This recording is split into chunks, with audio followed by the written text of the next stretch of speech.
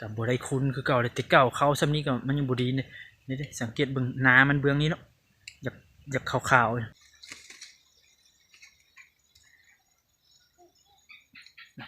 เบิ่งทรงมันยืนกับหูตัวผู้ตัวแม่นะทุกคน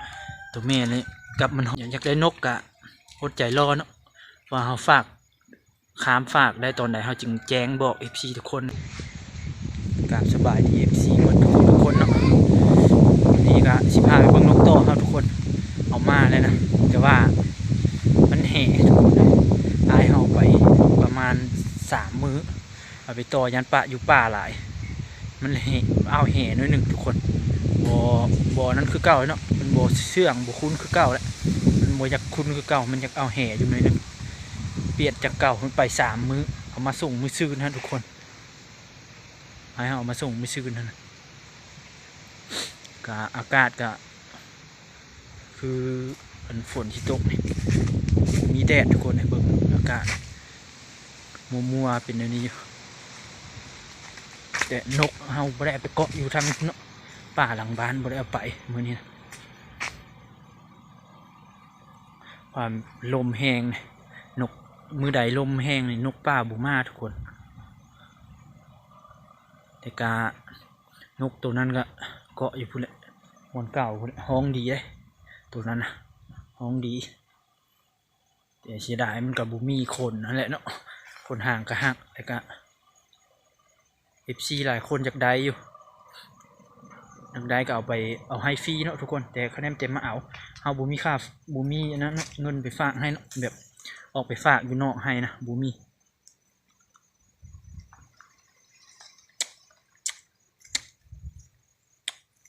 อันนั้นไปฝากให้เนาะ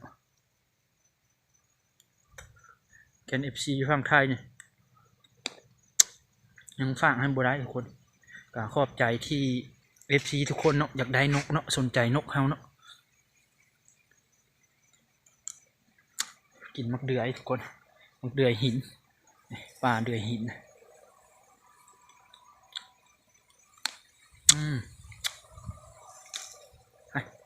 พาไปเบิ่งนกทุกคนนกเกาะไว้อยู่นี่ทุกคนกะเฮากะอะไรนะทุกคนโทรศัพท์กับความจำเต็มนะเหลือเท่าไหร่ชิเอิญวันนี้เลย2 กิกว่า2 กิกหรือว่าเท่าไหร่นี่แหละมันเหลือน้อยเดียวนะอัดคลิปบุหอด10 นาทีเนาะกะอันนั้นนะกะเต็มนะความจำเฮาได้ลบแอปประมาณ10 ปลายแอปนี่แหละโทรศัพท์ก็ใช้มา5 ปีเลยทุกคนเลยมันก็ความจำก็เริ่มเต็มขึ้นแล้วเนาะเต็มเฮงแล้วหาลบนี้ลบนั้นกับย่างคือเก่าเฮาก็ต้องจำเป็นต้องได้ลบแอปเนาะลบบักหลายแอปนึงเพื่อที่ความจำที่ได้เท่าไหร่ประมาณ4เท่าไหร่4 กิกบอกหรือว่าเท่าไหร่นี่เลยเนาะความจำนะมันกลับคืนมานะมันยังเป็นสีเหลืองนะเส้นความจำนะธรรมดาก็เส้นสีฟ้าเนาะทุกคนนี่เนาะนกเฮาจากแห่ได้ทุกคนเลยหัวกับเติกน้อยหนึ่งเนาะเปิกน้อยหนึ่งเนาะทางหน้าผากมันนะมื้อเช้ายังพอมีแดดน้อยหนึ่งอาบน้ำให้มันเลยกะเอามากพักตำลึงให้มันกินเนาะนี่ทุกคนแดงๆเนี่ยมากใหญ่เลยมากใหญ่มากนันดีเนาะกองก็จากมัวๆอยู่เด้อทุกคนอย่าว่ากันเนาะนกก็เอามาก็จักแห่ได้กับบ่ได้คุ้นคือเก่าเลยแต่เก่าเขาซ้ำนี้ก็มันยังบ่ดีเนี่ยนี่เด้สังเกตเบิ่งน้ามันเบื้องนี้เนาะอยากขาวๆมันเติกนะมันจักมันตื่นนกป่าบ่อายเฮาเอาไปต่อเลย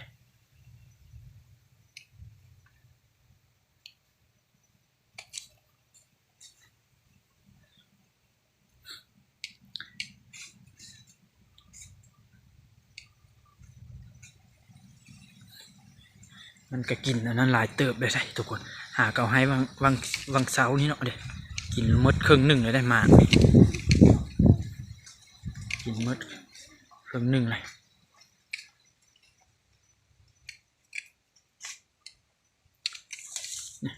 เขาเสียเบิ่งอากาศเบิ่งดูทุกคนเมฆนะก้อนเมฆเนาะบังหมดเลยบังท้องฟ้าหมดเลยโมกหมดคือว่าฝนสิลงนี่แหละทางนี้ก็เบิ่งเลย ทุกคนหมกเป็นทางอยู่เนาะ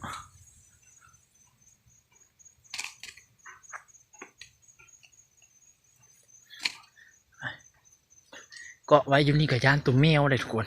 แมวมักมานะแมวแมวแมวป่ามาทั้งนั้นแหละเขาก็ระวังเลย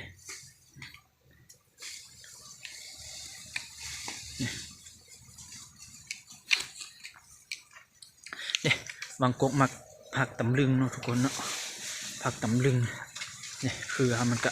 เนี่ยไม้แมนเฮาแมนกับแมนอยู่นี่มากมันตกนะพอลมพัดมันก็ตกนะทุกคนเนี่ยเครือมันอันนี้เนี่ยกกใหญ่เลยเครือใหญ่มันเลยใหญ่ได้ทุกคนทีเครือบางใหญ่มันเกาะนกไว้นี่ก่อนเสียเบิ่งเครือมันโอ้อันนี้ก็ตัวนี้เครือน้อยตัวนี้นี่อันนี้เครือบางใหญ่ทุกคนเครือบางใหญ่ลามขึ้นกกไม้ก็กองนี่คือมัวใช่ปะเครือบางใหญ่ทุกคนเลยลามขึ้นเทิงไปละ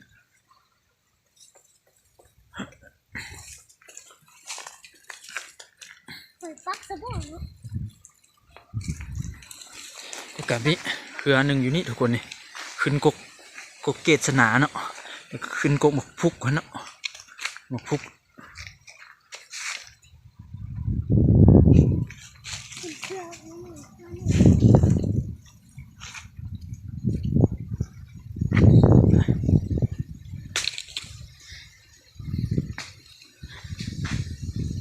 ตรงนั้นเฮายังเกาะไปทั้งนาเอามาเข้าห่มซะทุกคนคือฝนที่ตกทีนั้นเนี่ยบ่มีแดดเลยมื้อนี้เริ่มหนาวแล้วอันนั้นหอนได้ประมาณ3-4 มื้อแล้วหอนเขามากับบดอีกเลย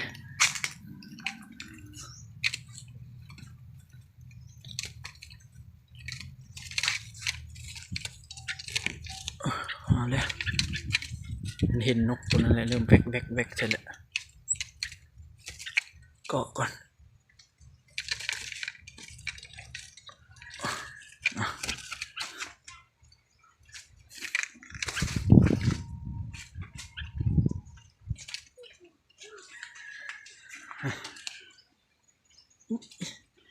บุคือเก่ากองเอาหน่อยทุกคน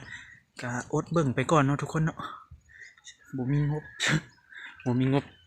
ซื้อกล้องดีๆคือเขาเนี่ยก็มีแต่ถ่ายกล้องโทรศัพท์นี่แหละ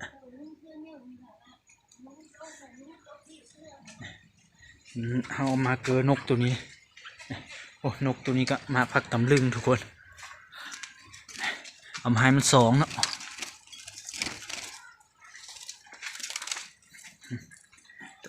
เด้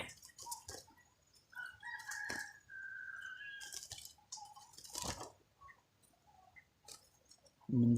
อยากทวงอยู่ได้นกต่ออยากทวงตัวนี้เนาะห้องแวกซะอยู่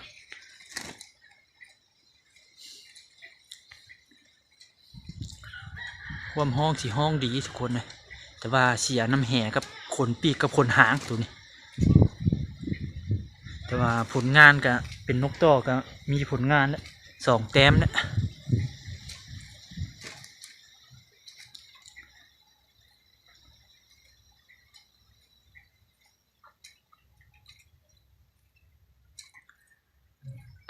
แค่อันนั้นเนาะ FC ก็ฝั่งไทยจากได้ก็ช่วงนี้ก็เอากันยังฝากให้บ่ได้เนาะแค่ FP อยู่ฝั่งลาวเนาะอยากได้แหละคอมเมนต์มาเนาะส่วนหลายก็มีแต่ FC ฝั่งไทยที่สนใจก็ขอบใจเนาะแต่ก็ยังฝากให้บ่ได้แหละมันขี้ร้ายก็เอาเพิ่นว่ะเห็นคอมเมนต์มาหลายคนอยู่เนาะว่าเอาเนาะเอาก็ขอบใจเนาะแต่ก็แล้วก็นกนี่ก็เป็นตัวผู้เนาะผู้ร้อยเนาะนี่ตัวผู้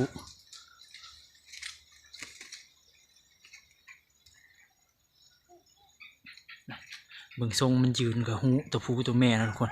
ตัวแม่เลยกับมันห้องนะเสียงต่างเดียวตัวแม่เสียงห้องออกปิดปี้อยู่ตัวผู้เลยปิดไปเลี้ยวบุกมันสำเนียงบุคือนกไทยเนาะนกลาวต่างเดียวห้องนะเบิ่งท้องฟ้าอยู่น้ำบานทุกคนเอ้ย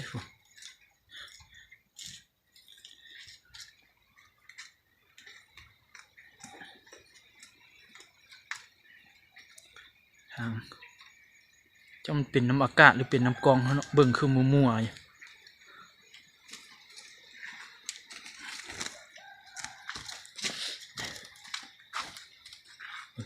คือว่าปีกตัวนี้ก็คือว่าเตยออกว่ะหรือโบแมนว่ะเอาคือเบิ่งมีขีที่เตยเนาะ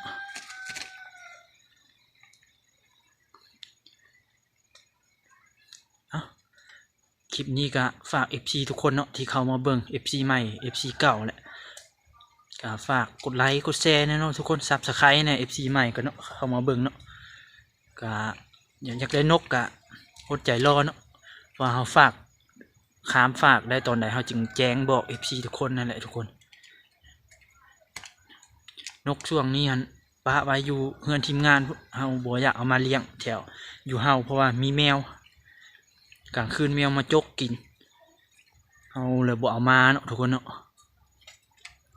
แค่อยากได้ก็อดใจรอเนาะทุกคนเนาะเอาคลิปนี้ก็สิจบเพียงเท่านี้เนาะเจอกันคลิปหน้าเด้อทุกคน